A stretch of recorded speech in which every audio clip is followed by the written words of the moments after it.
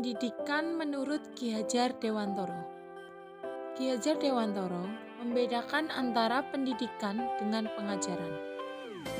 Pengajaran adalah pendidikan dengan memberikan ilmu pengetahuan dan memberikan keterampilan yang mempengaruhi kecerdasan pada anak-anak.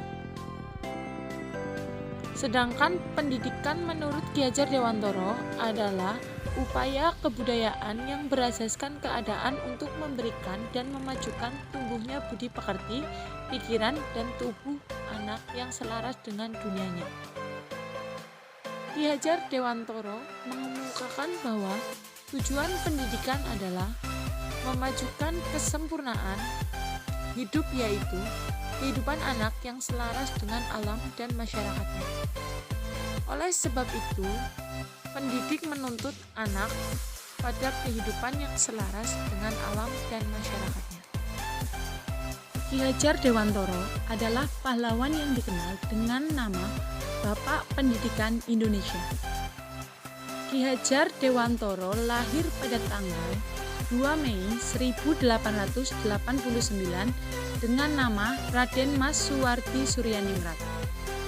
Kemudian Raden Mas Suwardi Suryaningrat mengganti nama menjadi Ki Hajar Dewantoro.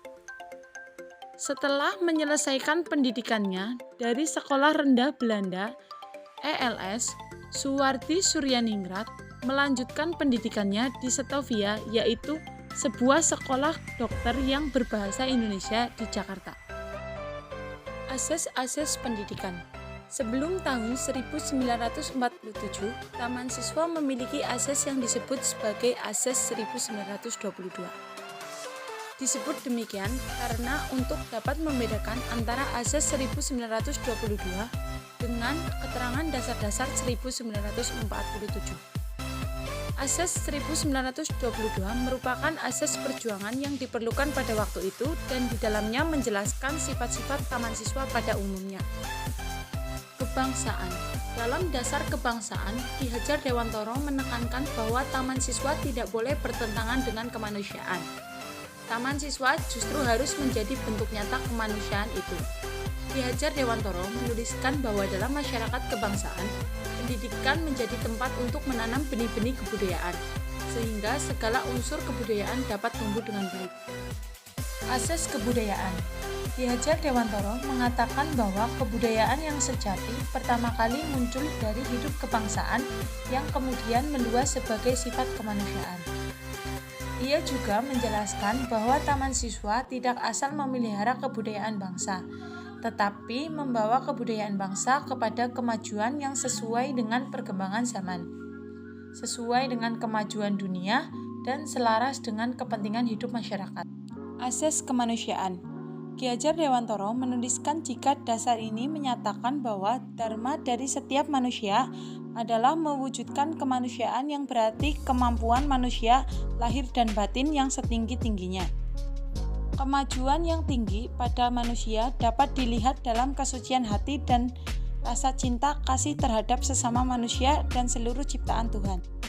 Asas kemerdekaan. Ki Hajar Dewantoro menjelaskan bahwa kemerdekaan bagi taman siswa berarti bahwa hak dan kewajiban untuk mengurus diri sendiri dengan memperhatikan ketertiban dan kedamaian masyarakat. Asas kodrat alam. Dalam pidato penganugerahan Dr. Hendriks Kause di Universitas Gadjah Mada, Ki Hajar Dewantoro mengemukakan bahwa segala syarat, usaha, dan cara pendidikan harus sesuai dengan kodratnya. Ki Hajar Dewantoro menuliskan bahwa kodrat alam berarti manusia sebagai makhluk adalah satu dengan kodrat alam ini. Pendidikan sistem AMO. Lahirnya sistem AMO sangat berkaitan dengan keadaan pendidikan yang dipengaruhi oleh sistem barat. Apa itu AMO? Sistem AMO berasal dari kata mong atau mo, yang artinya mengasuh anak, menjaga, membina, dan mendidik kasih sayang. Orang yang melaksanakan AMO disebut momong. Lahirnya sistem AMO sangat berkaitan dengan keadaan pendidikan yang dipengaruhi oleh sistem barat.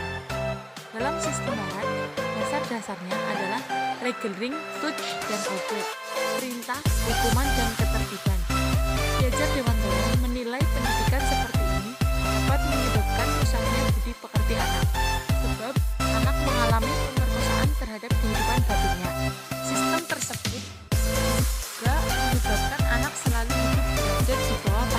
dan hukuman yang tidak setimpal dengan kesalahannya.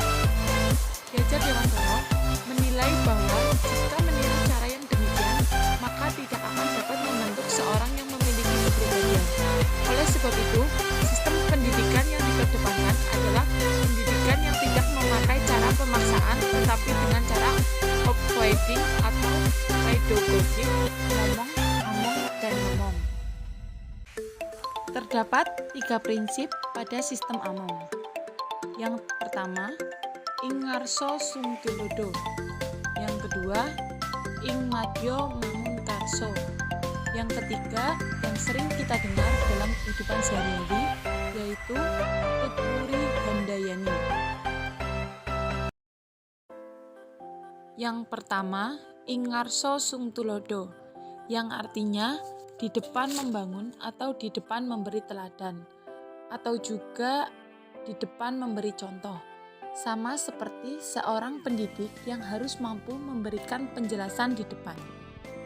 Yang kedua, ing madya mangun karso, yang artinya di tengah-tengah membangun kemauan atau di tengah-tengah memberi semangat. Seperti seorang pendidik yang harus mampu memberikan pendidik di tengah-tengah peserta didik agar peserta semangat dalam mengenyam pendidikan. Yang ketiga, tuturi handayani, yang artinya di belakang memberi dorongan atau bantuan ke arah mandiri, atau bisa juga di belakang memberikan dorongan, seperti seorang pendidik yang harus mampu memberi dorongan agar peserta didik mampu mencapai cita-citanya. Konsepsi pendidikan Ki Hajar Dewantara, yaitu Tripusat Pendidikan. Yang pertama, pendidikan keluarga. Keluarga merupakan lingkungan yang pertama bagi perkembangan individu anak. Karena sejak kecil anak tumbuh dan berkembang dalam lingkungan keluarga. Awal pendidikan anak sebenarnya diperoleh melalui keluarga. Dalam dunia pendidikan disebut yaitu pendidikan informal, yaitu pembelajaran yang terjadi di dalam keluarga, terjadi setiap hari pada saat terjadi interaksi antara anak dengan keluarganya. Peran orang tua menjadi panutan bagi anak-anaknya, karena dalam keluarga, orang tua mempunyai peran yang sangat penting dalam membentuk dan mengembangkan karakter dan kepribadian anak. Jadi, semakin baik kualitas keluarga tersebut, maka kemungkinan besar anak akan tumbuh dan berkembang dengan kepribadian dan karakternya yang berkualitas juga. Yang kedua, pendidikan alam perguruan atau lingkungan sekolah. Sekolah merupakan satuan pendidikan yang menyelenggarakan kegiatan belajar mengajar secara formal atau disebut juga dengan pendidik formal. Penyelenggaraan pendidikan di sekolah saat ini lebih tepat mengedepankan fasilitasi kepada peserta didik dalam arti student center bukan teacher center. Peran guru dalam memfasilitasi peserta didik dapat dilakukan dengan banyak cara. Satu diantaranya yaitu guru tidak lagi memberikan informasi secara searah dalam bentuk ceramah. Guru dapat berperan sebagai fasilitator, motivator, atau tutor bagi peserta didik. Materi pembelajaran yang diberikan oleh guru kepada peserta didik tidak semata-mata hanya terfokus pada satu bidang studi, tetapi dapat juga dikaitkan dengan bidang studi yang lain. Peran guru yaitu sebagai fasilitator, kolaborator, mentor, pelatih, pengarah, dan teman belajar serta dapat memberikan pilihan dan tanggung jawab yang besar kepada peserta didik untuk mengalami peristiwa belajar. Yang ketiga, pendidikan dalam alam pemuda atau dalam lingkungan masyarakat. Dalam lingkungan masyarakat, dapat dikatakan bahwa masyarakat merupakan sekumpulan manusia yang saling berinteraksi dalam suatu hubungan sosial.